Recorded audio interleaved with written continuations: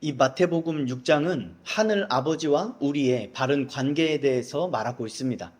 그래서 이 본문은 5장의 마지막 말씀인 하늘에 계신 너희 아버지의 온전하심과 같이 너희도 온전하라 라는 말씀과 관련해서 생각해야 합니다. 예수님은 구제, 기도, 금식 이 세 가지 대표적인 종교 행위를 예로 들면서 설명하고 계십니다. 구제와 기도와 금식은 겉으로 드러나는 의로운 행동이라 할 수 있습니다. 그런데 겉으로 드러나는 행동보다 중요한 것은 그 행동의 동기와 목적입니다. 동기와 목적에 따라서 그 신앙 표현이 하나님을 섬기는 것일 수도 있고 반대로 자신을 숭배하는 것일 수도 있기 때문입니다. 예수님은 자기 숭배에 빠지는 행위를 외식이라고 부르시면서 정죄하십니다. 그러면서 제자들에게 그들을 본받지 말라라고 말씀하시는 것이 오늘의 본문입니다. 그러므로 오늘 이 말씀을 듣는 우리도 우리 자신의 신앙을 점검해야 합니다. 우리는 누구를 본받고 있는지를 말이죠. 1절을 다시 읽겠습니다. 사람에게 보이려고 그들 앞에서 너희 의를 행하지 않도록 주의하라. 그리하지 아니하면 하늘에 계신 너희 아버지께 상을 받지 못하느니라. 이 1절은 오늘 본문 전체에 대한 제목과 같습니다. 그래서 이 1절을 5절과 16절 앞에 붙여도 어색하지가 않습니다. 이 1절은 오늘 우리가 살펴볼 이 본문이 의에 관해서 말하고 있다는 것을 우리에게 알려줍니다. 여기서 너희의 의라는 표현은 앞서서 5장 20절에서도 사용된 표현입니다. 거기서 예수님은 너희의 의가 서기관과 바리새인들보다 낫지 않으면 천국에 들어가지 못한다고 말씀하셨습니다. 그리고 오늘 본문에서는 외식하는 자들과 대조를 이루면서 너희의 의가 어떠해야 할지를 말씀하고 계시죠. 사람에게 보이려고 라고 번역된 이 표현은 사람들에게 주목받기를 원한다 라는 뉘앙스를 갖고 있습니다.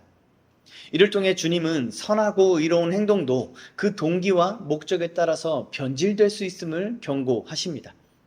이처럼 겉으로 드러나는 행동은 똑같더라도 그 본질이 다른 의는 외식하는 자들이 행하는 죄인 것입니다. 예수님은 외식하는 자들이 하늘 아버지로부터 상을 받지 못한다고 말씀하십니다. 상은 하늘에 계신 우리 아버지로부터 받는 것입니다. 여기서 예수께서 상을 언급하시는 이유는 아마도 이 산상설교를 듣고 있는 제자의 무리들 중에서 외식하는 자가 있기 때문이었을 것입니다. 그는 겉으로는 제자들과 다를 바가 없지만 다른 동기와 목적으로 예수를 따르는 사람입니다. 이렇게 추측할 수 있는 이유는 세 가지입니다. 첫째, 하늘 아버지께 상을 받지 못할 자녀가 없기 때문입니다. 둘째는 본문은 제자들과 외식하는 자를 대조하고 있기 때문입니다. 그리고 마지막 셋째는 우리는 가룟 유다라는 사람이 지금 이 산상설교를 듣고 있음을 알고 있습니다.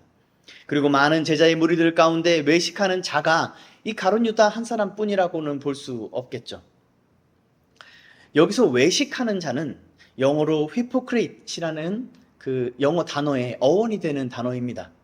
그래서 우리에게 더 익숙한 표현으로 이걸 번역하자면 위선자라고 할 수 있습니다. 외식하는 자보다 위선자라는 표현이 우리에게 더 와닿는 표현이어서 이제부터는 위선자라고 부르도록 하겠습니다. 마태는 이 위선자라는 단어를 불신자, 예수를 대적하는 자에게 주로 사용합니다. 위선자는 의도적으로 남을 속이는 사기꾼은 아닙니다. 오히려 스스로 기만당한 자를 의미하는 표현입니다. 그래서 자기 자신이 거짓에 속고 있다는 사실조차 깨닫지 못하는 것이 바로 위선자입니다. 예수님께서 제자들과 위선자들을 대조하시는 이유는 제자들이 자기도 모르게 이 위선을 행할 수 있기 때문입니다. 반대로 위선자들이 스스로를 속여서 자신이 그리스도의 제자라고 착각하기 때문이기도 합니다. 이제 예수님은 구제와 기도와 금식을 통해 제자와 위선자를 대조하십니다. 2절을 읽겠습니다. 그러므로 구제할 때에 외식하는 자가 사람에게서 영광을 받으려고 회당과 거리에서 하는 것 같이 너희 앞에 나팔을 불지 말라. 진실로 너희에게 이르노니 그들은 자기 상을 이미 받았느니라. 여기서 나팔을 불지 말라라는 표현은 과장하여 알리는 것, 떠벌리는 것을 의미하는 관용적인 표현입니다. 역사 자료를 살펴보면 이 문자 그대로 구제를 할 때 나팔을 불었다는 증거는 발견되지 않습니다. 하지만 어떤 중요한 구제를 했을 때 회당에서 공개적으로 선포했고 온 백성이 그 구제를 찬송했다라는 기록은 존재합니다. 이처럼 당시 위선자들은 회당과 거리에서 자신의 구제를 떠벌리고 과장했습니다. 그래서 사람들에게 영광을 받고 칭찬을 받기를 원했던 것이죠. 위선자들은 여기서 이 회당이라는 것은요, 예배의 장소인 교회를 가리키고 또 거리는 교회 밖인 세상을 의미한다고 할 수 있습니다. 그러면 이 위선자들은 어디에서나 사람들에게 칭찬받기를 원하는 자다라는 것을 우리는 알 수 있죠. 어느 랍비 문헌을 보면요, 그들도 구제를 할 때 과시하는 것을 경계했다라는 것을 알 수 있습니다. 자신을 자랑하는 일이 불의한 일임을 그들이 알았던 것이죠. 그럼에도 불구하고 이런 위선적인 구제를 막을 수는 없었습니다. 이것은 자기 의의를 충동하는 죄의 본성에 관한 것이기 때문입니다. 예수님은 그들은 자기의 상을 이미 받았느니라 라고 선포하십니다. 우리의 행위에 합당한 상이 있습니다. 이것이 마태복음의 신학이기도 하죠. 본문에서 상은 영광으로 이해됩니다. 그런데 그 상은 중복되지 않습니다. 그래서 사람에게 받던지 하나님에게 받던지 둘 중 하나만 있을 수 있습니다. 여기서 이미 받았다라고 번역된 단어는 전부 지불되었다라는 의미를 갖고 있습니다. 그 위선자들에게 남은 상, 남은 영광은 하나도 없다는 말입니다. 이것은 종말론적인 관점에서 매우 무서운 경고입니다. 사람들에게 영광을 받기 바라던 사람들이 받을 어떤 그 천국의 영광, 그 하늘의 상은 단 하나도 존재하지 않는다는 말이기 때문이죠. 그리고 우리는 하늘 아버지께 상을 받지 못하는 자녀는 단 한 사람도 없다는 것을 알고 있습니다. 여기서 우리는 교리적으로 중요한 사실 하나를 깨닫게 됩니다. 이 본문에서 말하는 상은 우리의 구원과 관련이 있다는 걸 말이죠. 그래서 천국에 속한 구원받은 백성, 그리스도를 따르는 거듭난 제자는 위선자들처럼 행하지 말아야 합니다. 그들이 따라야 할 의의는 바로 이것입니다. 너는 구제할 때에 오른손이 하는 것을 왼손이 모르게 하여 내 구제함을 은밀하게 하라. 은밀한 중에 보시는 너희 아버지께서 갚으시리라. 오른손이 하는 것을 왼손이 모르게 하라 라는 이 성구도 우리에게 아주 익숙한 구절입니다. 이 은유는 위선자들의 구제와 대조하여서 이해해야 합니다. 그리스도의 제자는 사람들에게 영광을 받으려고 해서는 안 됩니다. 그런데 그런 소극적인 태도에 만족해서도 안 됩니다. 그리스도의 제자는 자신의 구제를 숨길 대상이 타인뿐만 아니라 자기 자신까지도 포함하는 것입니다. 그래서 오른손으로 구제하는 것을 왼손이 몰라야 합니다. 자기 자신도 모를 정도로 은밀해야 한다는 것이죠. 이처럼 제자들에게 요구되는 더 나은 의의는 여기서도 높은 기준을 제시하고 있습니다. 사람의 영광을 구하는 욕망에 자기 자신도 사람으로서 포함하는 것이죠. 그리스도의 제자는 다른 사람이 알아주기를 기대하지 않을 뿐만 아니라 스스로 뿌듯해하지도 말아야 하며 심지어 기억하지도 못할 정도로 관심을 두지 말아야 합니다. 제자들에게 이 말씀은 어렵지 않습니다. 그러나 위선자들에게 이것은 불가능에 가까운 명령입니다. 이를 통해서 우리는 우리 자신을 점검할 수 있습니다. 마태복음 25장 34절에서 45절은 이 둘의 대조를 양과 염소의 비유를 통해서 더욱더 극명하게 보여줍니다. 칭찬을 받는 양들은 자신이 한 일을 기억하지 못합니다. 그러나 저주를 받는 염소들은 자신이 한 일을 기억하면서 항변합니다. 그들은 오른손이 한 일을 왼손이 알고 있는 자들인 것이죠. 본문에서 예수님은 성부에 관한 아주 독특한 표현을 하고 계십니다. 그것은 은밀한 곳에 계신 분이라는 표현입니다. 예수님께서 묘사하시는 우리의 하늘 아버지는, 우리 하나님 아버지는 은밀한 곳에 계신 분이십니다. 반대로 위선자들이 활동하는 회당과 거리는 공개된 장소이죠. 이 표현은 오늘 본문에서 매우 중요한 표현입니다. 우리 자신의 신앙을 점검할 때 중요한 기준이 되어주기 때문이죠. 하나님은, 우리가 믿는 하나님은요, 무소부재하신 분이십니다. 그분은 언제나 어디에나 계신 분이시죠.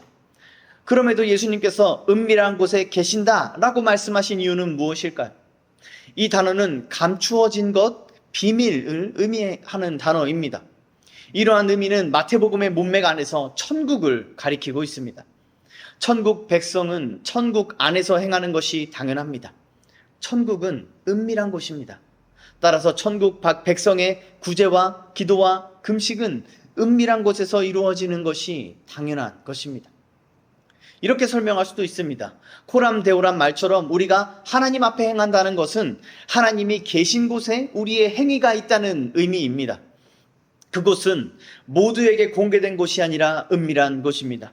회당과 거리가 아니라 자기 집 안방처럼 아주 은밀한 장소란 말입니다. 이처럼 은밀한 곳에서 우리의 구제 활동을 지켜보시는 분이 우리의 아버지이십니다. 그분은 우리의 구제를 전부 보시고 기억하시고 갚아주십니다. 여기서 갚으신다는 말은 1절에서 말한 상주심을 의미합니다. 이 상주심은 의를 행하는 순종에 대한 보상을 의미합니다. 그리고 2절에 비춰볼 때에 하늘 아버지께서 주시는 보상은 하늘의 영광일 것입니다. 이는 의를 위하여 박해를 받는 자에게 약속된 것을 상기하기도 하죠. 여기서 구제에 대해서 잠시 생각해 볼까요? 구제는 성경 전체에서 매우 빈번하게 강조되는 명령입니다. 하나님의 백성은 가난한 자에게 베풀면서 살아야 합니다. 그래서 구제는 의로운 행동입니다. 그러나 그 행위 자체가 의를 주는 것은 아닙니다. 그래서 본문은 구제라는 하나의 행위가 위선이 될 수도 있고 의가 될 수도 있음을 보여줍니다. 그 기준은 우리의 마음 상태, 우리 마음의 동기와 목적에 있는 것입니다. 여기서 적용된 원리는 마태복음 5장의 서두에 있는 팔복의 영향을 받고 있습니다. 우리는 마태복음 6장이 마태복음 5장에서부터 시작된 산상설교의 연속이라는 점을 유념해야 합니다. 팔복의 요점은 자기 부인이라 할 수 있습니다. 그 자기 부인이 오늘 본문에서 자신의 선행을 의식하지 않음, 기억하지 않음, 자신의 선행에 관심이 없음으로 표현되고 있는 것입니다. 이러한 오늘의 본문은 이 시대의 교회에 경종을 울리는 말씀입니다. 오늘날 많은 사람들이 인터넷과 SNS를 통해서 자신의 신앙생활을 전시하고 있기 때문입니다. 그들은 자신의 묵상과 기도와 여러 신앙생활들을 전시하는 것이 하나님을 위한 일이라고 착각하고 있습니다. 그렇게 스스로를 기만하는 자들을 예수님은 위선자라고 부르고 계십니다. 이 시대의 교회도 마찬가지입니다. 교회는 홈페이지에 그들의 예배와 구제를 전시하고 있습니다. 왜 그런 걸 합니까? 다양한 이유들이 있겠지만 그 모두가 결국 사람을 위한 것일 뿐입니다. 그 선한 일을 한 교인들의 만족감을 위한 것이고 그 좋은 모습을 보고 교회를 찾는 사람들이 생겨서 교인이 늘어나기를 바라는 것입니다. 그러나 그들은 철저하게 스스로 기만당하고 있습니다. 그래서 사람에게서 영광을 받는 행동들이 하나님의 영광이라고 굳게 믿고 있습니다. 그 음란한 행위들 속에 숨은 본심은 자기의 의의가 사람들에게 주목받는 것을 즐기는 것입니다. 목회자들은 교회 유튜브의 구독자 수와 영상의 조회수에 관심을 둡니다. 교회에서 만든 쇼츠가 바이럴 되기를 기대합니다. 이 위선자들의 글에는 공감하면 댓글로 아멘을 남기라는 문구가 있습니다. 팔로우하고 그 신앙 행동에 동참하라는 동료도 발견됩니다. 그들은 자기의 상을 이미 받은 것입니다. 예수님이 말씀하신 위선자들처럼 그들도 사람들로부터 칭찬과 명성을 얻고 있습니다. 그들이 받은 상은 팔로잉과 좋아요와 댓글로 표현됩니다. 그 헛된 것으로 하늘의 상을 대신하고 있는 것이죠.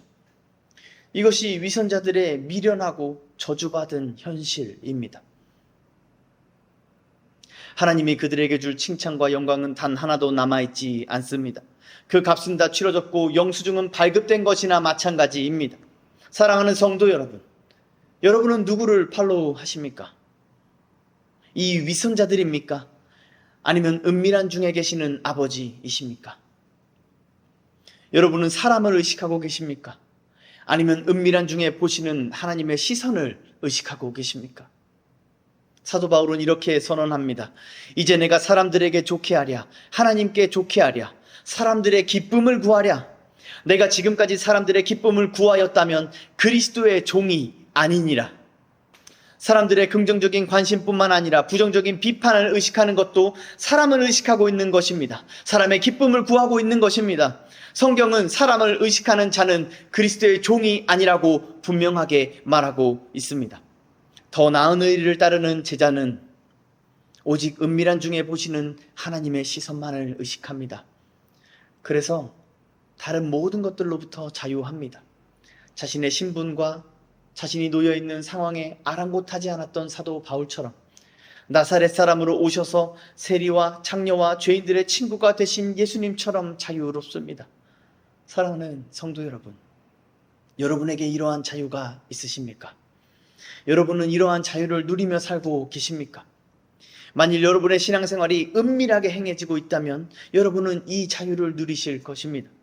그러나 사람에게 좋게 하고 사람에게서 영광을 받으려고 한다면 여러분은 그 허망한 것들에 속박당한 채 괴로울 뿐입니다. 예수님은 계속해서 이렇게 말씀하십니다. 5절입니다.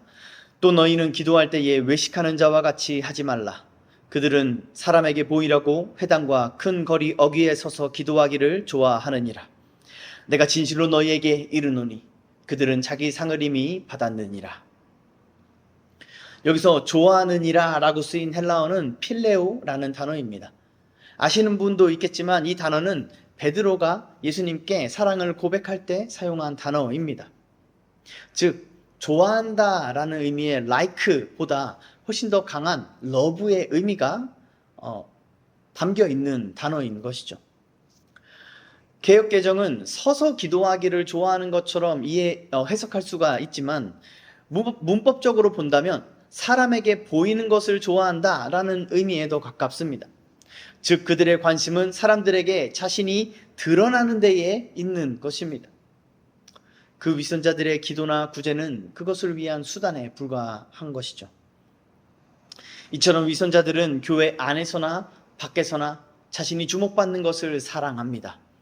그들이 기도하는 모습을 사람들에게 보이기를 사랑한다는 것입니다. 이것을 꼭 기도라는 행위로 한정할 이유는 없습니다. 앞서 말씀드렸다시피 구제, 기도, 금식 이 모두가 신앙을 드러내는 행동을 대표할 뿐입니다. 따라서 두 손을 들고 찬양하는 것이나 설교 시간에 아멘을 크게 하는 것이나 힘껏 뛰면서 춤을 추는 것이나 눈물을 흘리는 것이나 모두가 여기에 포함됩니다. 그러한 신앙 행동을 할 때에 사람을 의식하는 것은 외식하는 것입니다. 사람들에게 자신이 좋게 여겨지기를 바라는 것은 외식하는 것입니다. 예수님께서 그런 사람들에게 이렇게 말씀하십니다. 그들은 자기 상을 이미 받았느니라. 이 종말론적인 경고는 후렴구처럼 반복되고 있습니다. 이처럼 위선자들을 향한 예수님의 심판은 엄중합니다. 그러므로 예수님은 제자들에게 이렇게 명령하십니다. 너희는 기도할 때에 내 골방에 들어가 문을 닫고 은밀한 중에 계신 내 아버지께 기도하라. 은밀한 중에 보시는 내 아버지께서 갚으시리라. 예수님의 명령은 회당과 큰 거리 어귀에서 기도하는 것과는 대조됩니다. 골방이라는 단어는 안방 혹은 귀중품을 보관하는 장소를 의미하는데요. 핵심은 아주 사적인 공간을 의미한다는 것입니다. 또한 문을 닫는다라는 말에는 문을 잠근다라는 의미도 내포되어 있습니다. 이러한 묘사는 기도의 물리적인 공간을 의미하는 것이 아니라 은유적인 표현입니다. 왜냐하면 예수님과 사도들도 공개적인 공간에서 기도하셨기 때문이죠. 기도의 공간 자체가 중요한 것이 아닙니다. 논점은 앞선 말씀과 같이 마음의 방향에 있는 것이죠. 그 마음의 동기와 목적에 있는 것입니다. 우리의 마음이 사람들을 향하고 있다면 우리는 사람들이 있는 공간으로 나아갈 것입니다. 그러나 우리의 마음이 하나님께 향해 있다면 우리는 하나님이 계신 곳으로 나아갈 것입니다. 그렇게 우리의 마음을 주장하는 것은 사랑입니다. 사랑의 대상이 곧 기도의 대상이 되는 것이죠. 사람들에게 보이기를 사랑하는 사람은 회당과 큰 거리 어귀로 나아갑니다. 그곳에 사람들이 많기 때문이죠. 그러나 하나님 아버지를 사랑하는 사람은 그분이 계신 은밀한 곳으로 나아갑니다. 예수님은 우리 기도의 관심, 우리 기도의 대상이 은밀한 곳에 계신 하나님이어야 한다고 말씀하십니다. 앞서 말한 것처럼 은밀한 곳은 천국을 의미합니다. 5장부터 계속되는 산상 설교는 천국에 관한 복음을 가르치고 있다는 점에서 우리의 구제와 기도와 금식으로 대표되는 이 신앙생활이 천국에 속하고 천국을 향해야 함을 함의하고 있습니다. 다시 말해서 천국에 계신 아버지만을 바라보면서 그분 앞에서 의롭게 행해야 한다는 것이죠. 그런 상태가 5장 48절에서 말한 아버지의 온전하심과 같이 온전한 상태인 것입니다. 그런데 기도에 관해 외식하는 모습은 이것만이 아닙니다. 7절입니다. 또 기도할 때에 이방인과 같이 중언부언하지 말라. 그들은 말을 많이 하여야 들으실 줄 생각하느니라. 예수님은 기도하는 마음 상태에 관해서 말씀하신 다음에 기도의 내용에 관해 말씀하십니다. 둘 다 우리가 기도를 하면서 빠지기 쉬운 위선적인 모습입니다. 이 중언부언은 같은 단어를 반복하는 것, 그리고 생각 없이 말하는 것, 의미 없이 말하는 것을 뜻하는 단어입니다. 이것은 오늘날 우리가 방언이라고 불리는 것과 같습니다. 요즘도 그런 곳이 있는지는 모르겠지만 예전에는 방언을 받는 은사 집회가 따로 있었습니다. 그때는 많은 사람들이 성령을 받으면 방언이 나온다는 거짓에 미혹되어 있었죠. 그런 집회에 가면 할렐루야라는 단어나 예수 같은 단어를 빠르게 반복하라고 가르칩니다. 간절한 마음으로 그렇게 기도하다 보면은 어느 순간 성령이 불같이 임해서 우리의 혀가 꼬이고 방언을 할 수 있게 된다고 말입니다. 그때 방언이라고 말하면서 하는 말들이 아무 의미도 없고 생각도 없이 같은 단어를 반복하는 말인 것입니다. 바로 여기서 예수님이 하지 말라고 명하신 중언부언인 것이죠. 이외에도 우리가 자주 하는 중언부언이 또 있습니다. 예를 들어서 사랑이 많으신 하나님 아버지와 같이 우리가 기도할 때에 습관적으로 사용하는 표현들입니다. 기도할 때 하나님의 성품과 사역을 우리의 믿음으로 고백하는 것은 매우 중요합니다. 그리고 그것이 우리의 신앙에 매우 큰 유익을 줍니다. 그러나 하나님의 전능하심, 인자하심, 은혜가 풍성하심, 자비로우심 등을 말할 때 우리는 매우 신중하게 그 의미들을 생각하고 믿음으로 고백해야 하는 것입니다. 그렇지 않으면 그 아름다운 표현들은 아무 능력이 없는 미사여구에 지나지 않게 됩니다. 사람의 귀에는 경건하게 들리는 말일지는 몰라도 기도를 들으시는 하나님께는 중언부언이 되는 것입니다. 그러나 위선자들은 기도에 대해 오해할 뿐만 아니라 하나님에 대해서도 왜곡된 지식을 갖고 있습니다. 그래서 위선자들은 하나님을 설득하려 합니다. 그것이 말을 많이 해야 들으실 줄로 생각하는 것입니다. 이런 잘못된 생각은 한국교회에도 만연합니다. 그래서 많은 사람들이 자신의 기도 생활에 대해서 말할 때 기도 시간에 주목합니다. 나는 매일 어떤 내용으로 기도한다 라고 말하는 것이 아니라 나는 매일 몇 시간씩 기도한다 라고 말하는 것이죠. 그들은 말을 많이 하여야 들으실 줄로 생각하는 것입니다. 이뿐만 아닙니다. 우리는 기도의 분량 혹은 기도가 부족하다 이러한 표현들을 자주 사용합니다. 이 또한 기도에 대한 오해, 하나님에 대한 왜곡된 지식에서 나오는 말입니다. 말을 많이 하여야 들으실 줄로 생각하기 때문에 할 수 있는 말인 것이죠. 예수님은 그들을 본받지 말라라고 말씀하십니다. 8절입니다. 그러므로 그들을 본받지 말라. 구하기 전에 너희에게 있어야 할 것을 하나님, 너희 아버지께서 아시느니라. 우리는 이런 위선적인 기도 생활을 따르지 말아야 합니다. 위선자들이 갖고 있는 왜곡된 하나님 지식은 하나님이 그들의 필요를 모르신다는 것입니다. 그래서 자신이 어떤 배우자를 원하는지를 구체적으로 기도해야 하고 자신이 어떤 커리어를 원하는지를 구체적으로 알려드려야 하는 것입니다. 자기 뜻대로 되지 않는 어떤 일이 있으면 그것은 자신이 하나님께 기도하지 않았기 때문이라고 생각하는 것입니다. 그러나 우리의 하나님, 우리의 아버지는 전지하신 분이십니다. 하나님, 우리의 아버지는 우리의 필요를 이미 다 알고 계십니다. 우리가 기도로 구하지 않아도 우리에게 필요한 것을 공급해 주시는 분이십니다. 앞서 살펴봤던 것처럼 우리의 아버지 하나님은 의인과 악인들에게 동일한 해와 비를 공급해 주시는 분이시니까요. 따라서 예수님의 이 말씀, 우리에게 있어야 할 것을 하나님이 아신다는 이 말씀은 위선자들이 많은 말로 기도하는 것이 잘못되었음을 신학적으로 증명하는 것입니다. 여기서 우리가 주목해야 할 표현은 구하기 전에라는 표현입니다. 개역개정에는 잘 나타나 있지 않지만 원문에는 문법적으로 중요한 내용이 담겨 있습니다. 바로 구하는 대상이 누구냐 하는 것인데요. 여기서 구하는 대상은 우리의 필요가 아니라 그 필요를 공급해 주시는 하나님 아버지를 가리키고 있습니다. 이것은 하나님께서 우리의 필요를 다 아시고 공급해 주신다라는 말에 생겨날 수 있는 질문에 자연스럽게 대답을 해주는 것입니다. 하나님이 우리의 필요를 다 아신다라고 말하면 어떠한 질문이 자연스럽게 떠오를까요? 다 아시는데 기도를 왜 해야 합니까? 라는 질문이 떠오르죠. 그런 질문에 대한 답이 바로 여기에 담겨 있는 것입니다. 우리의 필요를 다 아시는 분께 우리가 기도할 이유는 그분과의 관계에 있습니다. 5장 48절에서 제자들을 아버지와 관계에 연결시켰습니다. 그리고 6장에서 그 아버지와의 관계에 초점을 맞추어서 제자들을 설명하시는 것입니다. 일반적으로 사람들은 자신의 필요를 구하기 위해서 자신들이 믿는 신에게 기도를 합니다.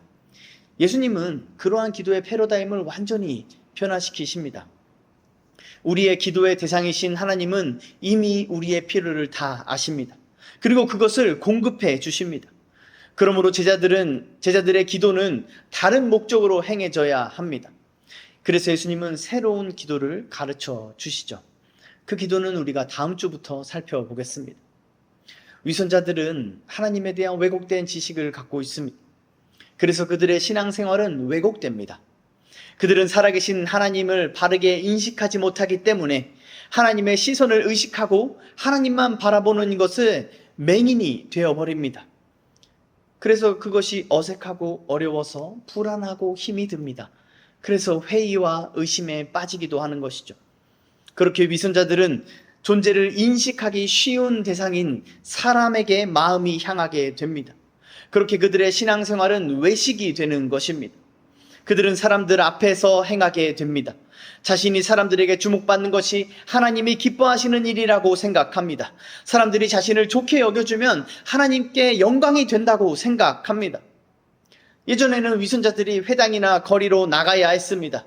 하지만 오늘날에는 어디서나 마음껏 외식을 할 수 있게 되었죠. 이제는 골방 안에서도 SNS를 통해서 사람들에게 영광을 구하는 짓을 무제한적으로 할 수 있게 된 것입니다. 이처럼 우리는 위선이라는 이 무서운 죄의 유혹에 이전에 그 어떤 세대보다 더욱 취약한 세대를 살고 있습니다. 그러나 그리스도의 제자는 하나님을 향한 바른 인식을 가지고 있습니다. 그리스도의 제자는 하나님을 우리의 아버지라고 부르면서 그 의미가 무엇인지를 바르게 알고 있습니다. 그래서 그들은 살아계신 하나님을 의식합니다. 은밀한 곳에 계시며 은밀한 곳에서 모든 것을 보시는 하나님의 시선을 의식합니다. 그 태양보다 밝고 뜨거운 하나님의 시선을 의식하면서 그 하나님 앞에 살아가는 것입니다. 그리스도의 제자들에겐 더 이상 눈에 보이는 것이 중요하지 않습니다. 그들은 부유하거나 가난하거나 궁전에 있거나 감옥에 있거나 자신이 하나님 앞에 서 있다는 그 변함없는 사실에만 주목하기 때문입니다. 이것이 오늘 그리스도께서 가르쳐 주시는 더 나은 의를 따르는 제자도인 것이죠.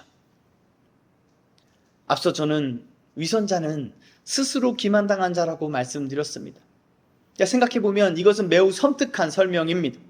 스스로 기만당한 사람이 어떻게 그 사실을 스스로 깨달을 수 있겠습니까? 그것은 불가능에 가까운 일입니다. 사기꾼에게 속는 사람, 가스라이팅을 당한 사람, 이단 사이비에 빠진 사람, 극단적인 정치 성향을 지지하는 사람을 설득하기가 매우 어려운 것처럼 말이죠. 오늘날에도 그리스도인을 자처하는 사람들 가운데 이러한 위선자들이 있습니다. 나는 아니지요 라고 물었던 제자들이 전부 예수를 버리고 도망쳤다는 사실을 기억하면서 우리는 오늘의 이 말씀 앞에서도 경각심을 가져야 할 것입니다. 우리가 외식에 빠지지 않는 길은 힘써 여호와를 아는 것뿐입니다. 하나님을 아는 올바른 지식을 따르는 것뿐입니다. 예수 그리스도의 얼굴에 나타난 하나님의 영광을 아는 빛을 바라보는 것뿐입니다. 오늘날 SNS에서 자신의 신앙을 자랑하는 사람들은 대부분 위선자들입니다. 그들은 하나님에 대한 왜곡된 지식을 갖고 있습니다. 그들은 스스로를 기만할 뿐만 아니라 자기의 의도와는 상관없이 그 왜곡된 지식을 전하면서 맹인이 맹인을 구덩이로 인도하고 있는 것입니다. 그러므로 사랑하는 성도 여러분, SNS를 통해서 기독교를 배우지 마십시오. 하나님을 아는 바른 지식은 성경을 통해서, 그리고 하나님을 힘써 알고자 목숨을 버렸던 믿음의 선진들이 남겨준 교리 문서를 통해서 배울 수 있습니다. 그 길이 훨씬 안전하고 유익할 뿐만 아니라 신앙의 풍성한 열매를 맺게 해줄 것입니다. 사도 바울은 많은 문제를 일으켰던 고린도 교인들을 향해 이렇게 권면합니다.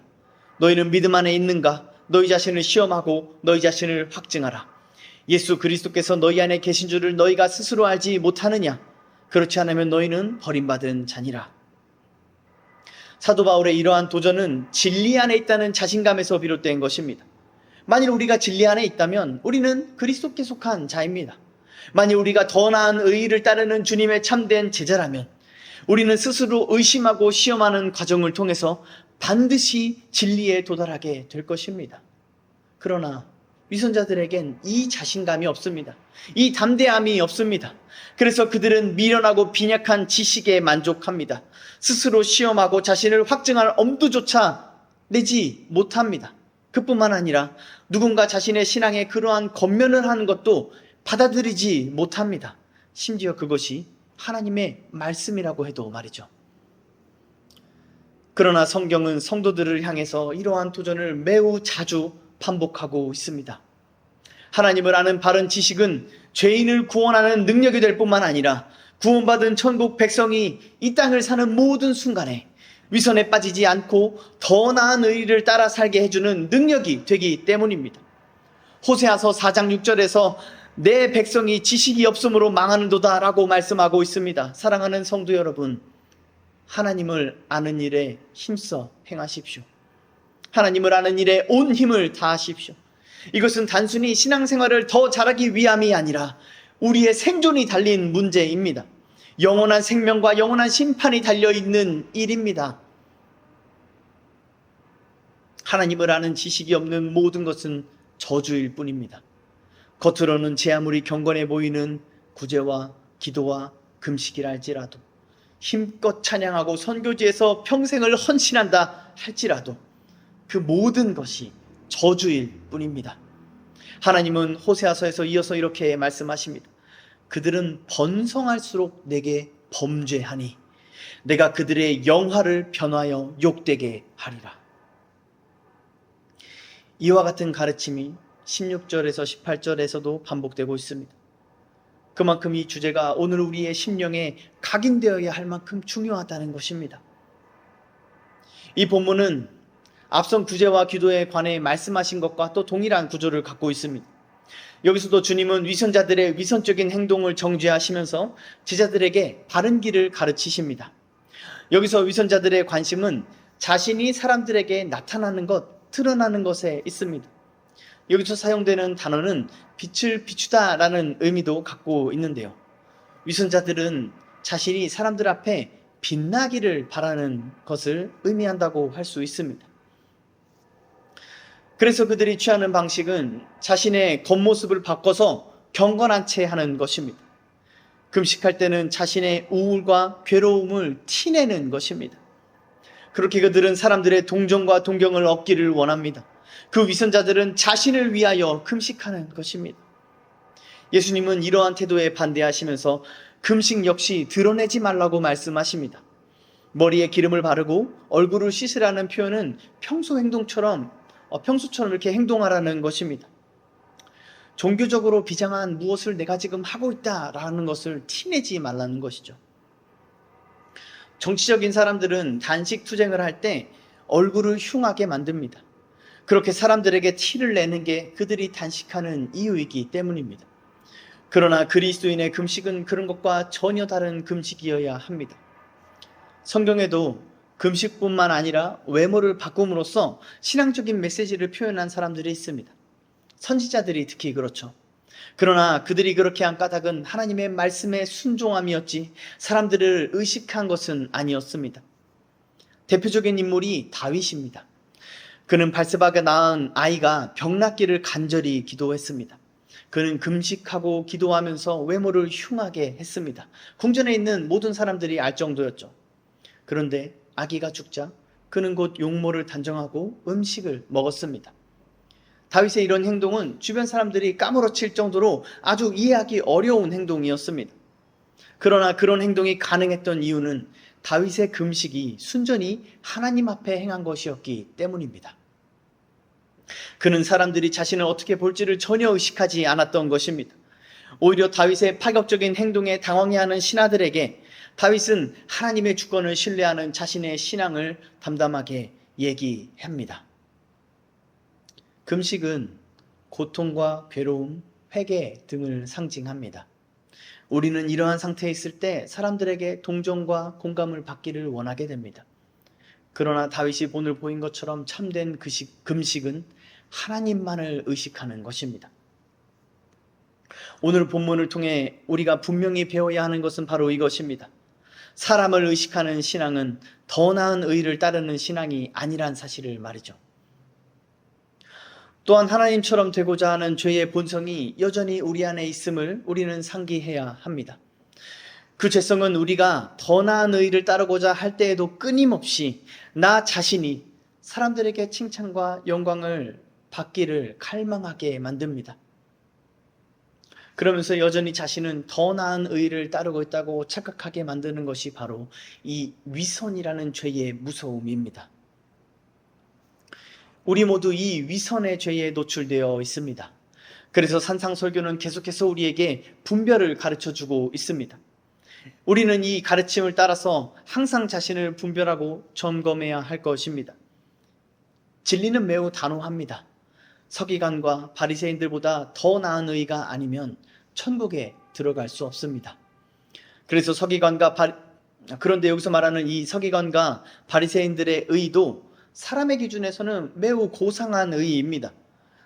아무나 쉽게 흉내낼 수 없는 의란 것입니다. 그래서 많은 사람들이 그 위선에 속아 넘어갑니다. 따라서 우리는 이 위선이라는 죄의 무서움을 깨닫고 깨어서 분별해야만 하는 것이죠. 어쩌면 우리가 사람의 눈을 완전히 의식하지 않는다라는 것은 불가능한 일일 것입니다. 어떤 일에 대해서는 의식하지 않더라도 또 어떤 일에 대해서는 사람을 의식하게 될 수 있습니다. 또 상대방이 누구냐에 따라서 또 나의 상태가 어떠냐에 따라서 그 사람의 시선을 의식하거나 또 사람의 시선을 의식하지 않을 수도 있는 것이죠. 우리 안에 있는 죄성이 우리를 끊임없이 뒤흔들기 때문에 이러한 변덕스러운 상황이 계속해서 일어나는 것입니다. 그렇기 때문에 우리는 변하지 않는 기준인 하나님의 말씀을 분명하게 알고 그 말씀을 요동하는 우리의 인생의 척도로 삼아야 하는 것입니다. 본문이 말하는 기준이 순종하기 어려운 것은 사실입니다. 그러나 이것은 어떤 높은 신앙의 경지를 우리에게 말하고 있는 것이 아닙니다. 그러니까 우리가 열심히 신앙생활을 해서 도달해야 하는 어떠한 경건의 단계가 아니란 말입니다. 예수님은 제자도의 가장 기본적인 모습을 가르쳐주고 계십니다. 더 나은 의리를 따르는 자, 천국에 속한 자, 그리스도를 따르는 자는 하나님의 시선만을 의식한다고 말입니다. 이 가르침을 오늘 우리에게 적용하기 좋은 지점은 아마도 많은 사람들이 선한 영향력이라고 하는 그것일 겁니다. 오늘 예수님의 가르침을 기초로 한번 생각을 해보면요. 우리는 선한 영향력은 없다라는 사실을 만나게 됩니다. 선한 영향력이라는 이 말은 아무리 좋게 포장해도 자신의 의로운 모습이 사람들에게 보여지는 것을 말하고 있기 때문입니다. 본문은 그런 것을 지지하지 않을 뿐만 아니라 오히려 위선으로 정죄하고 반대하고 있습니다. 교회 주보에 헌금자 명단을 공개하는 것은 후재하고 나팔을 부는 것과 무엇이 다를까요? 자신의 구제나 기도나 금식을 공공연하게 알리는 것은 무엇을 위한 것입니까? 많은 사람들이 그렇게 함으로써 사람들의 선한 양심을 자극한다고 생각합니다. 그래서 더 많은 사람들이 선한 일에 동참하게 만들 수 있다고 생각합니다. 그런데 여기엔 반기독교적인 두 가지 사상이 전제되어 있습니다. 첫째로, 사람의 마음속에 선한 것이 있다는 생각입니다. 이런 생각은 성경에서 나온 것이 아니라 거짓된 세상 철학에서 나온 것입니다. 둘째로, 선이나 의를 우리가 타인에게 전해줄 수 있다는 생각입니다. 그러나 사람의 선행은 하나님의 의와 아무 상관이 없습니다. 그것이 도덕적인 귀감은 일으킬지는 몰라도 타인에게 선이나 의를 불러일으키거나 전해줄 수는 없는 것입니다. 선이나 의는 타인으로부터 자극받아서 가능한 것이 아닙니다. 그것은 오직 하나님만이 우리 안에 불러일으키고 하나님만이 각 사람에게 주실 수 있는 것이기 때문입니다. 물론 도덕적인 귀감을 받아서 그 선행을 따라할 수는 있습니다. 그러나 그것이 사람들을 의식한다는 점에서는 여전히 불이한 것입니다.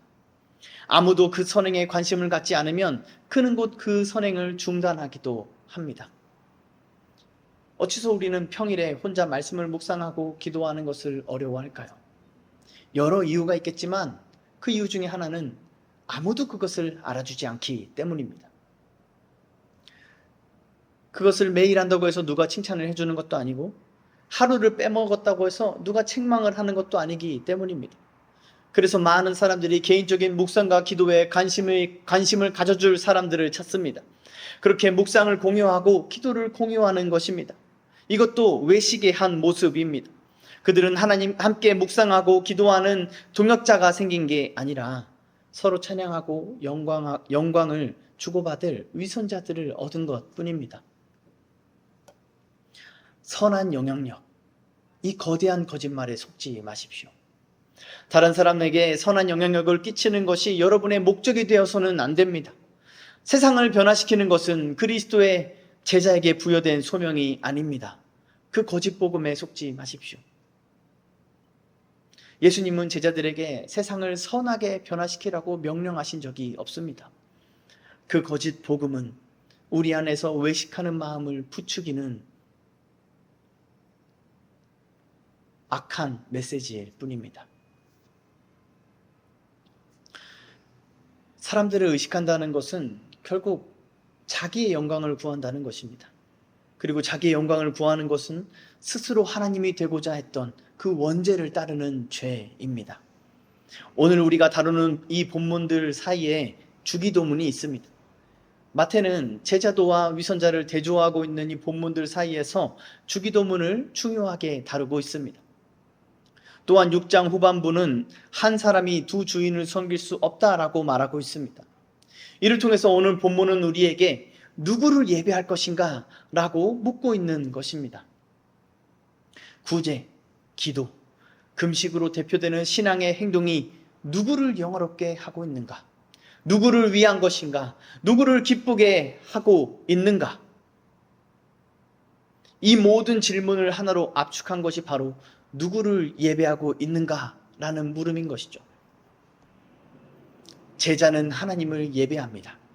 그러나 위선자들은 자기 자신을 예배합니다. 입술로는 하나님을 섬긴다고 하면서 말이죠. 행동으로도 하나님을 섬기는 줄 알면서 말입니다. 그리고 그 행위를 통해 어떠한 성과도 얻을 것입니다. 그래서 그들은 더욱더 스스로 속이는 그 거짓을 믿게 되는 것이죠. 그러나 그 위선자들은 하늘 아버지께 받을 상이 하나도 없습니다. 그들은 이 썩어 없어질 것들로 그들의 상을 다 받았기 때문입니다. 사랑하는 성도 여러분, 영원한 상을 받기를 원하신다면 영원하신 분을 예배하십시오. 예배의 대상이신 하나님을 아는 일에 온 힘을 다하십시오. 그분이 우리의 아버지이심을 알고 그분이 계신 곳이 은밀한 곳임을 깨달아서 우리는 그분께 합당한 예배를 드려야 할 것입니다. 이는 우리에게 더 나은 의를 전가해 주신 삼위 하나님의 은혜로만 가능한 일입니다. 사람의 칭찬과 사람의 비난, 사람들의 관심과 사람들의 외면, 사람들의 지지와 사람들의 박해, 그 모든 것들로부터 자유하게 하는 진리의 영으로만 가능한 일입니다. 진리의 영은 우리의 눈을 밝혀서 은밀한 곳에서 보시는 하나님을 보게 합니다. 진리의 영은 우리의 생각을 깨워서 거짓 복음과 위선적 신앙을 분별하게 합니다. 진리의 영은 우리의 심령을 새롭게 해서 더 나은 의를 따르고 그것을 구하게 해줍니다. 사랑하는 성도 여러분, 누구를 예배하시겠습니까? 누구를 본받아 사시겠습니까? 이 시간 하나님만을 섬기기로 결단하는 모든 자들에게 성령께서 충만하게 역사하시기를 간절히 축원합니다.